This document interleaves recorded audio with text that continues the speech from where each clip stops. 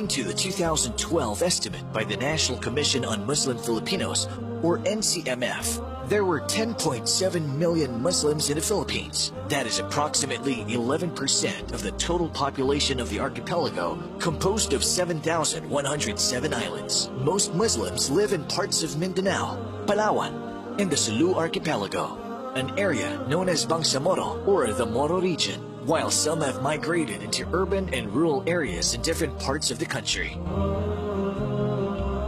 Islam was first brought by Arab traders in the late 13th and early 14th centuries.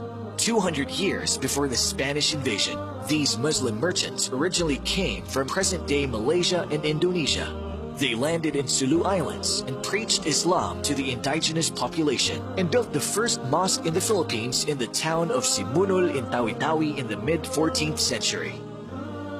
The Islamic propagation reached as far as the Kingdom of Tondo in current-day Manila in Luzon in the northern Philippines. It is notable to see that there was no clear record of armed conquest made by the Muslims against the local people, and it seemed that they embraced Islam voluntarily. Muslims believe that the past Muslims were invited into Islam by the good manners possessed by the preachers towards Islam. Different states and colonies embraced Islam without being subjugated by a Muslim military. As time went on, the Muslims prospered under these Muslim states, which had trade relations with nearby islands and even far-off countries like India and China. By that time, the Philippines does not exist yet as a country, rather as a group of islands where different sultanates rule over different lands, where many of these are Muslim governments.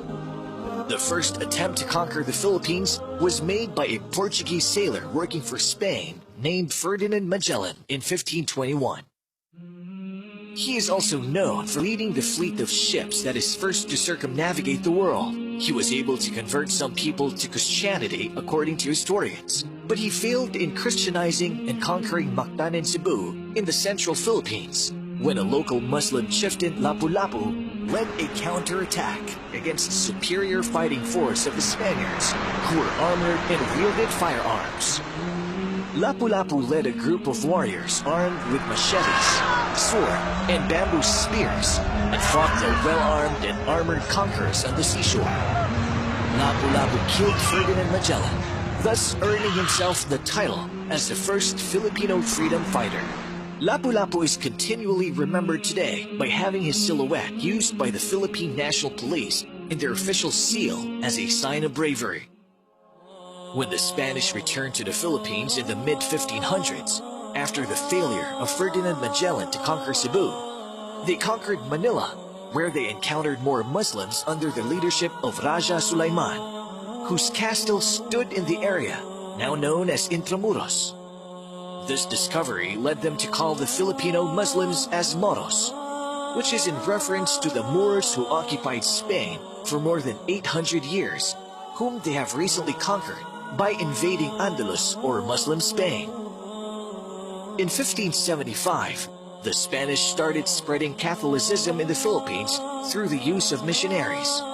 But these missions are often accompanied also by conquest and invasion, where the vanquished Filipinos are subjected to forced labor and other cruelties.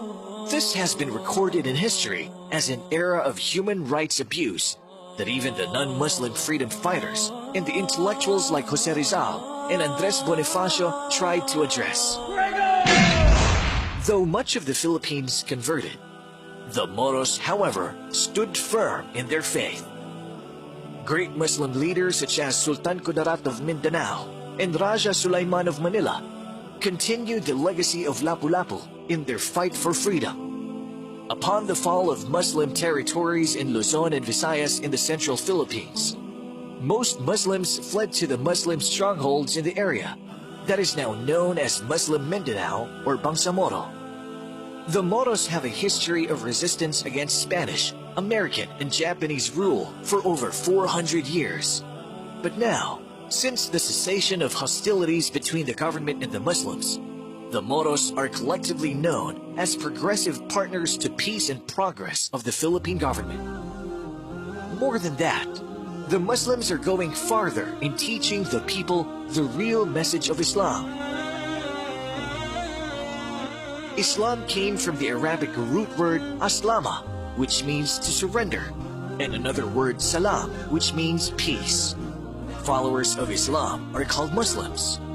A Muslim, therefore, is someone who surrendered himself to Allah and is at peace with his Lord and all other creations.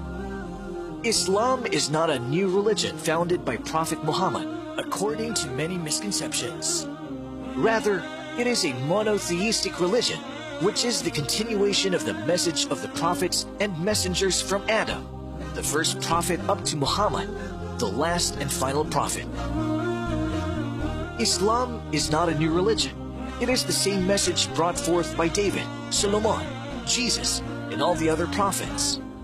They may have lived in different times, but they were sent for the same purpose, to teach us to worship the one true God, Allah, and avoid worshiping false deities. Islam has 5 pillars, testifying that there is no God worthy of being worshipped except Allah, establishing Salah, paying Zakah, fasting on Ramadan, and Hajj. Islam enjoins all good deeds which are upheld by humans to be morally upright, but the most moral of good deeds is the worship of the one true God. While the greatest sin is that we associate partners to Allah by worshipping others other than Him. All these are strictly enforced, as Islam prohibits vice and other immoralities such as cheating, fornication, and terrorism. Allah is the proper name of God, the Creator and Sustainer. He created the universe and all that exists. He sent the prophets and messengers and the revelations with them in order to teach mankind to worship Him alone without partners, and to avoid the worship of other gods other than Allah, and to teach us that which is upright and moral. There is no God worthy of being worshipped except Allah. Worshipping Him alone without partners is the purpose of creation. Although Christians call Him as God the Father or Lord, Allah is the same God who created the earth in the Bible. He is the same God that sent the prophets. Muslims believe in all the prophets and messengers, including Adam, Noah, Abraham, Jesus, and the last prophet Muhammad. Prophet Muhammad had miracles the same way other prophets were given the same by Allah, in order for them to prove the validity and authenticity of their message. Prophet Jesus was given the miracle of healing, while Moses divided the sea for them to cross as an example. The greatness of the Quran as a miracle is because it is an eternal miracle that we still witness until today. Quran is the most read book in the world, and is the only book which is memorized by millions of people from cover to cover, which is a proof of Allah's promise in the Quran itself, that He shall protect it, proving that it is indeed the word of Allah. Recently, scientists, Muslims and non-Muslims alike, discovered many scientific miracles in the Quran. The Quran has been speaking about geology, outer space, biology and others since it was revealed 1,400 years ago. A Muslim is a person who surrendered himself to Allah by acknowledging His oneness. He is also subservient to Allah by being obedient to Him and avoiding what He prohibited.